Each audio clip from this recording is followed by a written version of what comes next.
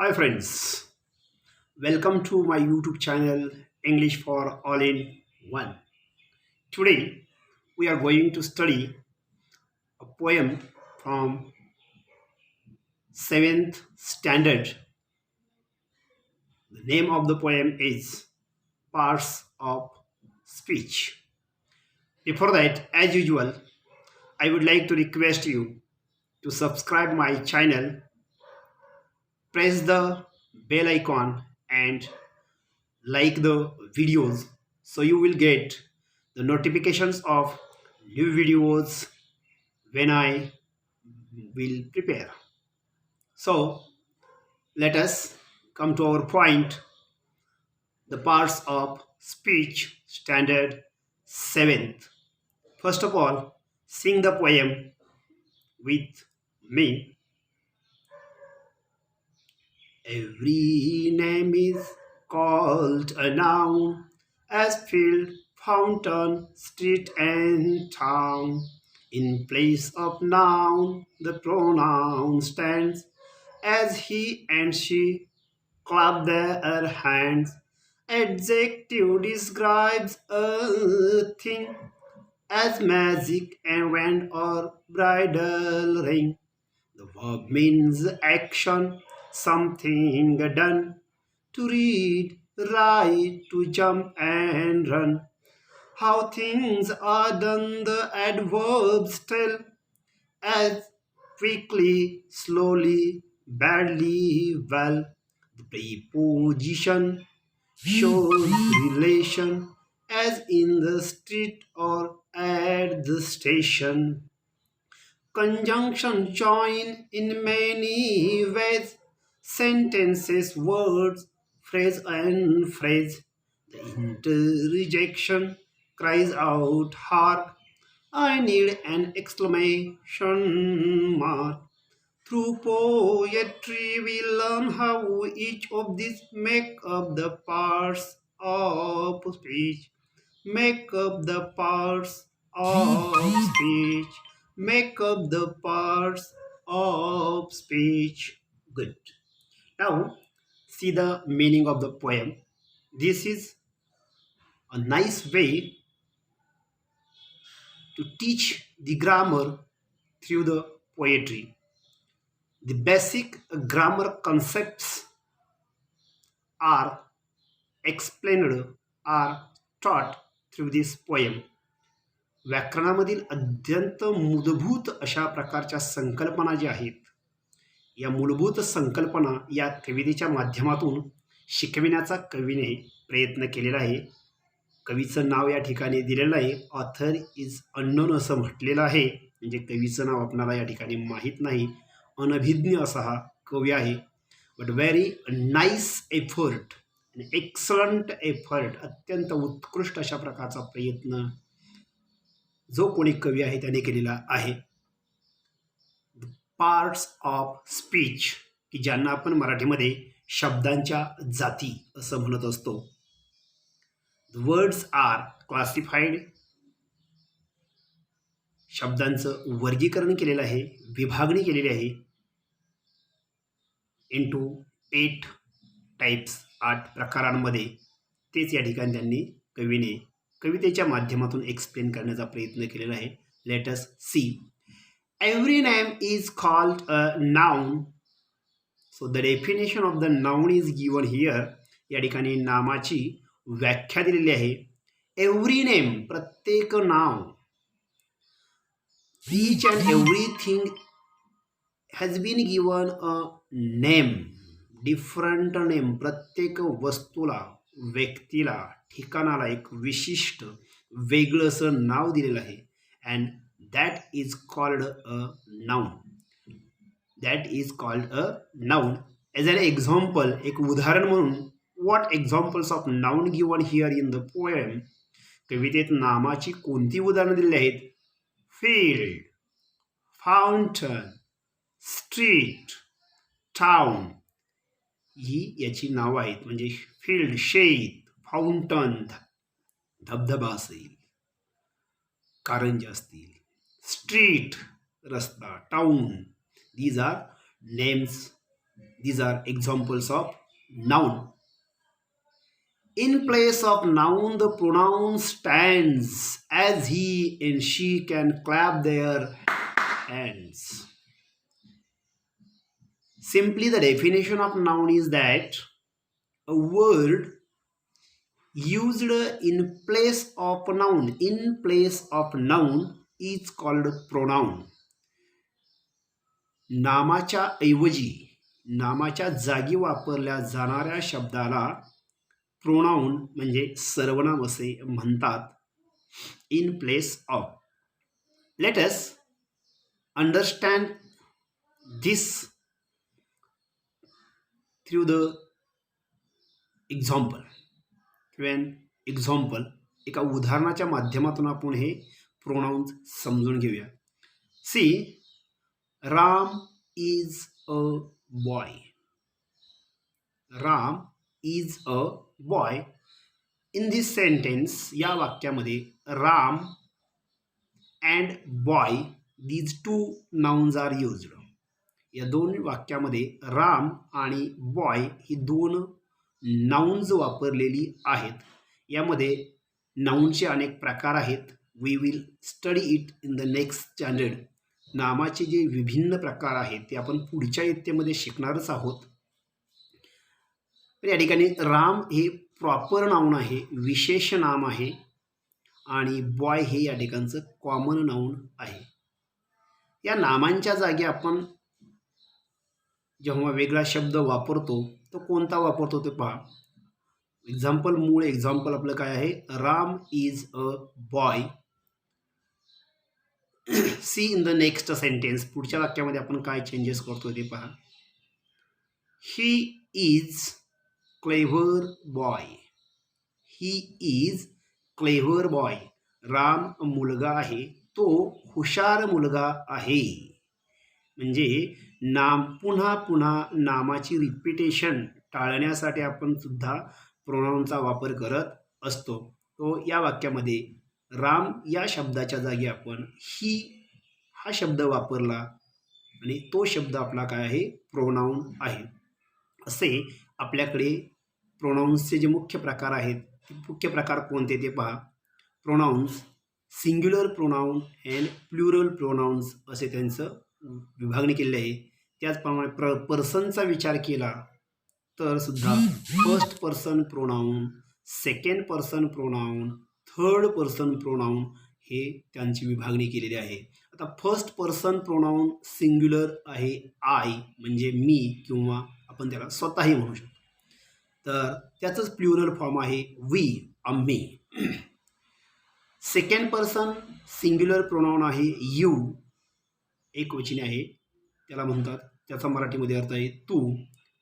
And second person plural आहे देखील use, त्याचा अनेक वचनी अर्थ होतो तुम्ही. थर्ड पर्सन सिंग्युलर प्रोनाउन्स 3 आहेत, ही, शी, इट. तो, ती, ते.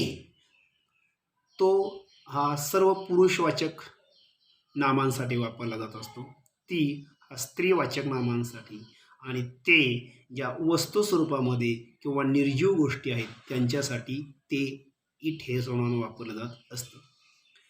आणि थर्ड पर्सन प्लुरल आहे तो म्हणजे दे, ते किंवा सर्वजण या असा त्याचा अर्थ आहे.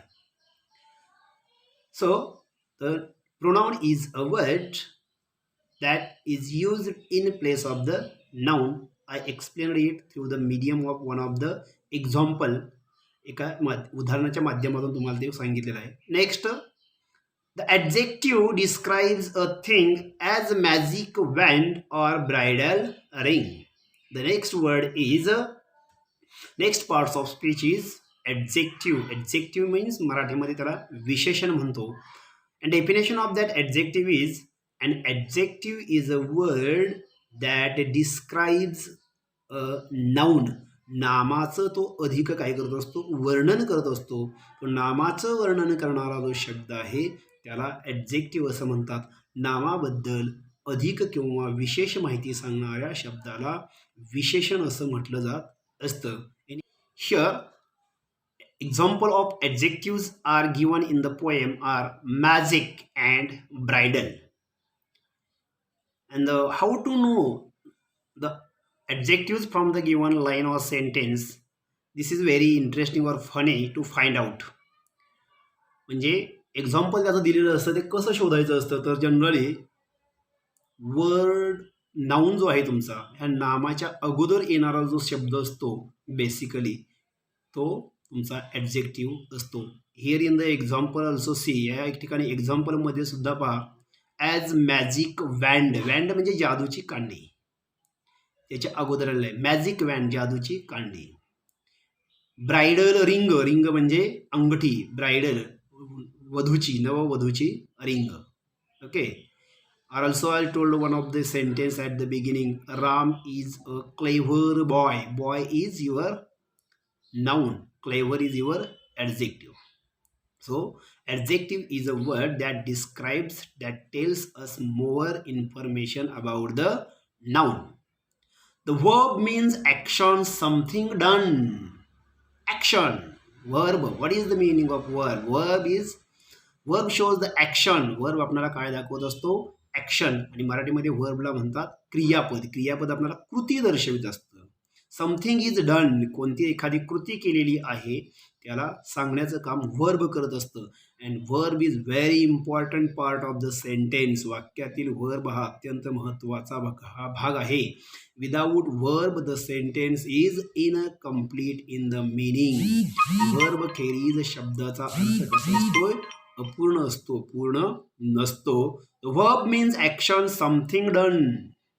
What are the examples of verbs are given here? Read, write, jump, run. These are the examples of verbs given in the poem. How things are done, the adverbs tell. How the things are done means how action is done. कृती कशी केलेली आहे, एखादी कृती कशी केलेली आहे हा सांगणारा जो शब्द असतो that is called the adverb. That is called adverb. For an example, it will be explained very well. Ram runs. Ram पळतो. राम runs. राम पळतो, पण कसा पळतो? Does he run fast or slowly? तो वेगाने पळतोय की सावकाश पळतोय हे आपल्याला कळतंय का? नाही. But in the next sentence, पुढच्या वाक्यामध्ये Ram runs fast. Ram runs fast. Ram वेगात पळतो, वेगात धावतो, जोरात पळतो किंवा धावतो. So the word that gives us more information about how and action is completed और इज गोइंग ऑन. कृती कशी पूर्ण झाली आहे किंवा चालू आहे, कशी, मॅनर ऑफ दॅट ॲक्शन, त्या कृतीची असणारी, क्रियेची असणारी रीत किंवा पद्धत सांगितली जात असते. That is called adverb. त्याला ॲडव्हर्ब म्हणतात. आणि पहा funny the difference between how to find the adjective and how to find the adverb.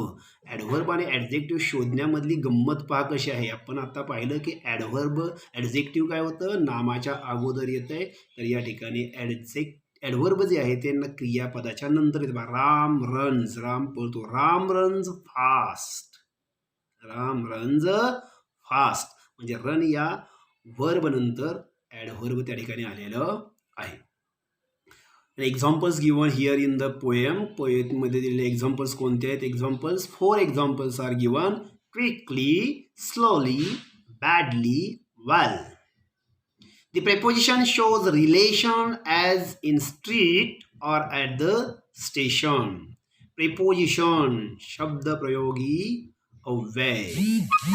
So what is the definition of the preposition? Preposition is a word that shows the relation between a noun and a noun and pronoun.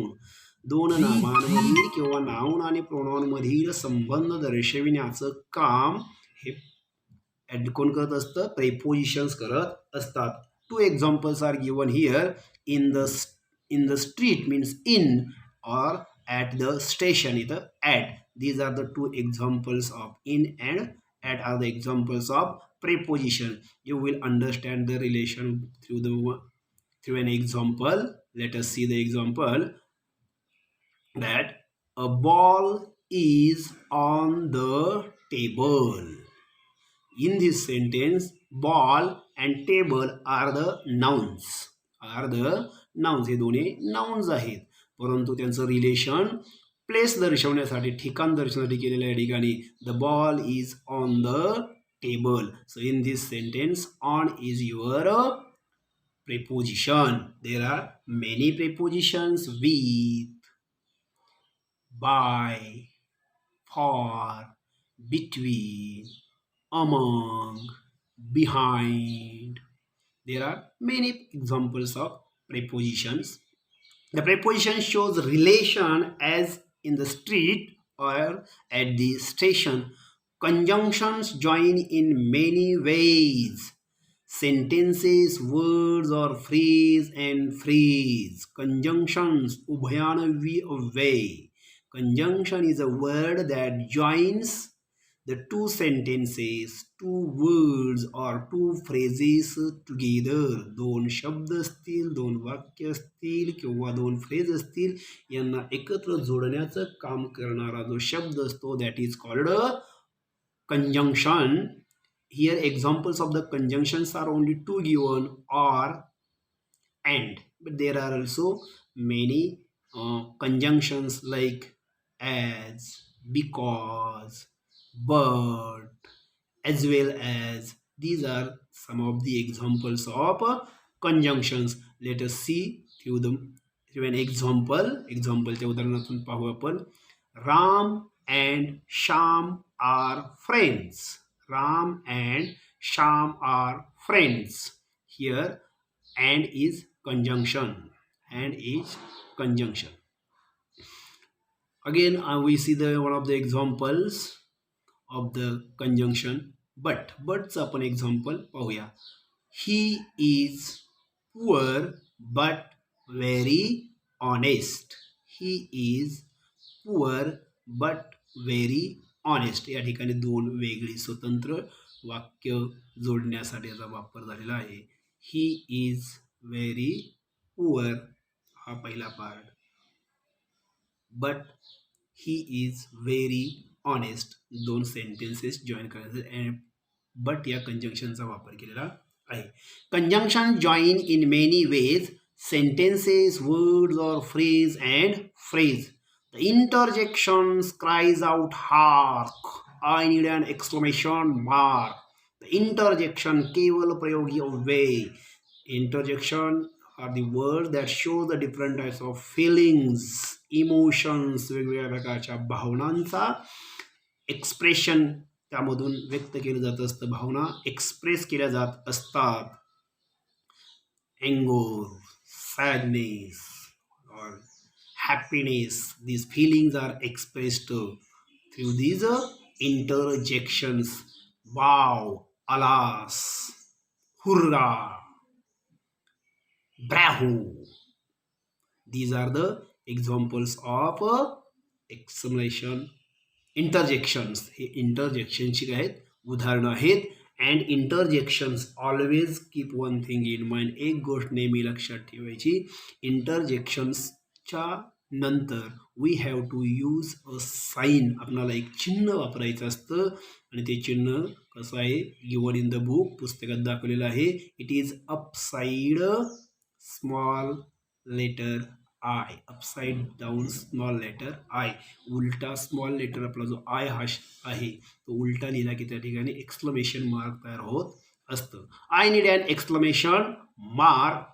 Through poetry we learn how each of these make up the parts of speech and the poet has very nicely taught us and we also learn. आपल्याला कवीने अतिशय सुंदर पद्धतीने शिकवलं आहे, त्याचप्रमाणे आपण देखील शिकलो, समजणं आपल्याला. We understand very well that these parts of speech we can learn through poetry. आणि कवितेच्या माध्यमातून आपण पार्ट्स ऑफ स्पीच सुंदर पद्धतीने शिकू शकतो. हे आपण या कवितेतून शिकलो आहोत. थँक्यू.